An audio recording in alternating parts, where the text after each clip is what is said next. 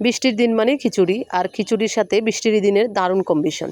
আমার কাছে কিন্তু বেশ মজা লাগে বৃষ্টির দিনে খিচুড়ি খেতে। আপনাদের কেমন লাগে জানি না, আমার কাছে কিন্তু ভীষণ ভালো লাগে। হ্যালো এভরিওয়ান, আসসালামু আলাইকুম। সবাই কেমন আছেন? আলহামদুলিল্লাহ, আমি আপনাদের বোন ভালো আছি। আশা করতেছি আল্লাহর রহমতে আপনারাও ভালো আছেন।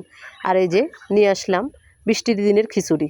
আমরা কিন্তু বেশ রকম সবাই খিচুড়ি রান্না করি, আর আজকে আমি যেভাবে রান্না করলাম সেভাবেই কিন্তু আপনাদেরকে ভিডিওটা দেখাইতেছি।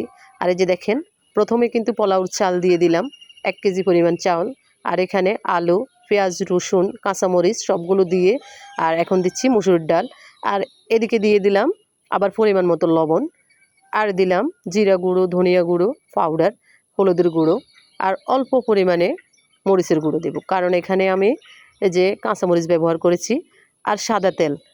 এগুলো দিয়ে ভালোভাবে হাত দিয়ে মেখে নেব, কারণ হাতে মাখানো যে কোনো কিছুর ফ্লেভার অন্যরকম।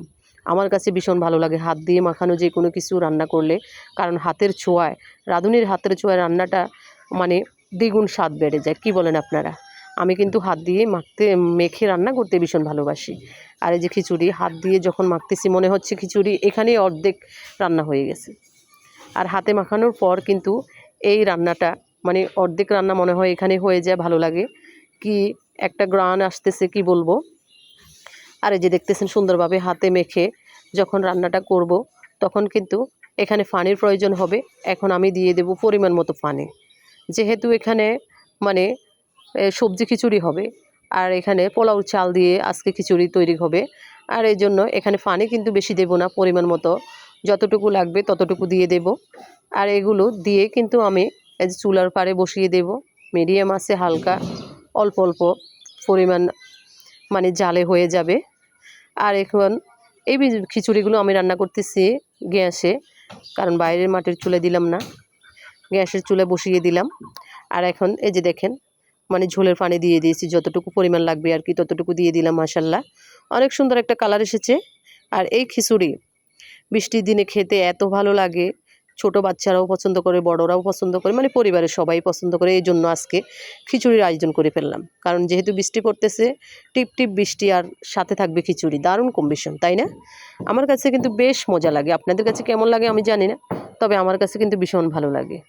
আর এই যে দেখেন খিচুড়ির মানে কালারটা সেই এসেছে।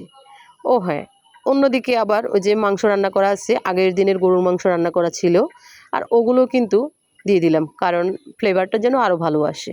মানে বিরিয়ানি বিরিয়ানি হবে একটু, খিচুড়ি আর বিরিয়ানি এই দুটো তো সেম, একদম কাছাকাছি এরকমই হবে। এখন এই যে মাংসগুলো দিয়ে হাত দিয়ে একদম মেখে নিচ্ছি, মানে সবগুলোর সাথে চাল ডালের সাথে একদম সুন্দরভাবে যখন আমি মেখে নিলাম, তখন আমার কাছে ভীষণ ভালো লাগতেছে, যে মনে হচ্ছে এখনই খেয়ে ফেলি, কিন্তু এটা তো রান্না করেই খেতে হবে, তাই না? আর এদের দেখেন কি সুন্দর একটা কালার এসেছে, তাই না? এখন এগুলো একটু নেড়ে দিচ্ছি, কারণ এগুলো আমি চুলায় বসিয়ে দিয়েছি। আর যদি এভাবে যদি একটু নেড়ে না দেওয়া হয়, মানে নিচের দিকে লেগে যেতে পারে, এই জন্য কিন্তু নেড়ে দিলাম। আর ঢাকনা দিয়ে কিছুক্ষণ ঢেকে রাখবো, আর হালকা মিডিয়াম আছে কিন্তু এগুলো সিদ্ধ হবে আস্তে আস্তে। আর এদিকে বিরিয়ানি মানে খিচুড়ি খাওয়ার জন্য সবাই অপেক্ষা করতেছে।